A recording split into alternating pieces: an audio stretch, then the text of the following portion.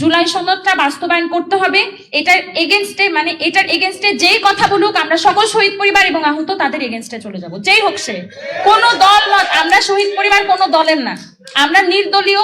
যারা আমাদের জন্য কাজ করবে, যারা পাশে দাঁড়াবে, আমরা সবার, কোনো দলের হয়ে আমরা কাজ করব। আমার ভাই গত 2024 সালের 19শে জুলাই শহীদ হন মোহাম্মদপুরে।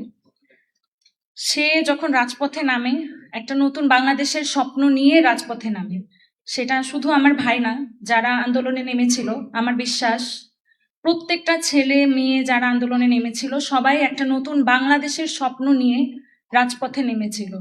কারণ যেই সিস্টেমটা চলে আসতেছিল, যেই জিনিস ক্রমানুসারে হয়ে আসতেছিল, যেই কাজগুলো, যে দুর্নীতিগুলো, সেগুলোতে বিরক্ত হয়ে গেছিলাম আমরা সবাই। কিন্তু কেউ কথা বলতেছিলাম না, মনে করছিলাম যে এটাই সিস্টেম, এটাই চলতে থাকবে।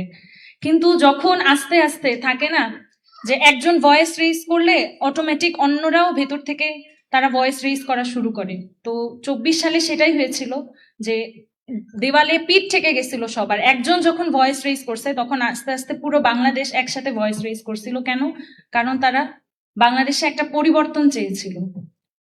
আমার ভাই 19 তারিখে গুলিবিদ্ধ হয়ে শহীদ হন। ওকে খুব কাছ থেকে গুলি করে মারা হয়।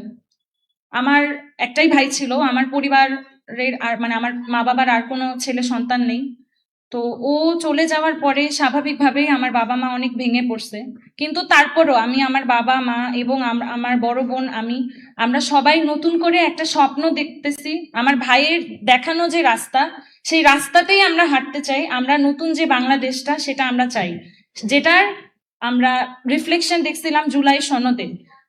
টোটাল সারা বাংলাদেশের মানুষ কিন্তু একটা বড় শতাংশ, 70% একটা ভোটে হচ্ছে, গণভোটে হ্যাঁ জয় হয়। তাহলে জুলাই সনদটা সারা বাংলাদেশের মানুষ রায় দিয়ে দিয়েছে যে আমরা জুলাই সনদটা বাস্তবায়ন চাই। তারপরেও যখন এই জুলাই সনদ বাস্তবায়ন হচ্ছে না, এটাতে ডিলে করা হচ্ছে, তখন আমাদের সবার মনে অনেক কষ্ট। স্পেশালি আমি শহীদ পরিবারের কথা বলবো এবং আহতদের কথা বলবো।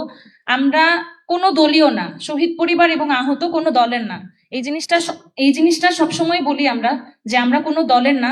তবে আমরা যেটা আমাদের জন্য ভালো, আমাদের পক্ষে যারা কাজ করবে, যেই হোক না কেন, সে কোনো দলের আমরা না। তবে আমরা চাই যে আমাদের শহীদদের রক্তের যাতে অমর্যাদা যাতে না করা হয়। এখানে অনেক আহতরাও আছে, তাদেরও তো রক্ত গিয়েছে, তারা অনেকে হাত হারিয়েছে, পা হারিয়েছে, চোখ হারিয়েছে একটা নতুন বাংলাদেশের জন্য।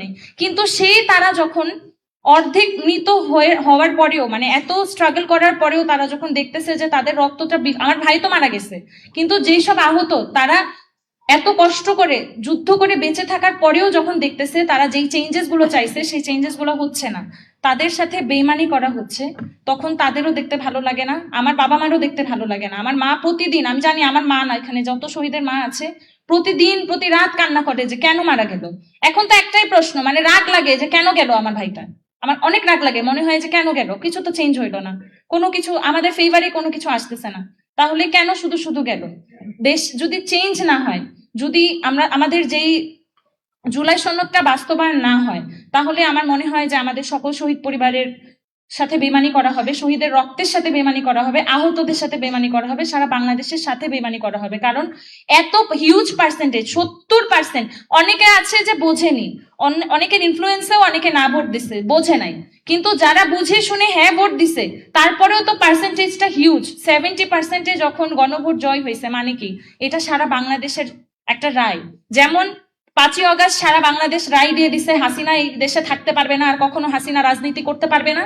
সেম বাংলাদেশের জনগণ রায় দিয়ে দিছে, গণভোটে হ্যাঁ দিয়েছে, এবং তারা জুলাই সনদ বাস্তবায়নের পক্ষে রায় দিছে। সুতরাং জুলাই সনদটা বাস্তবায়ন করতে হবে। এটার এগেনস্টে যেই কথা বলুক আমরা সকল শহীদ পরিবার এবং আহত তাদের এগেনস্টে চলে যাব, যেই হোক সে। কোনো দল মত, আমরা শহীদ পরিবার কোনো দলের না, আমরা নির্দলীয়। যারা আমাদের জন্য কাজ করবে, যারা পাশে দাঁড়াবে, আমরা সবার, কোনো দলের হয়ে আমরা কাজ করব না। কিন্তু যদি কেউ আমাদের এগেনস্টে যায়, আমরাও তাদের এগেনস্টে যাইতে 2 মিনিটও ভাববো না।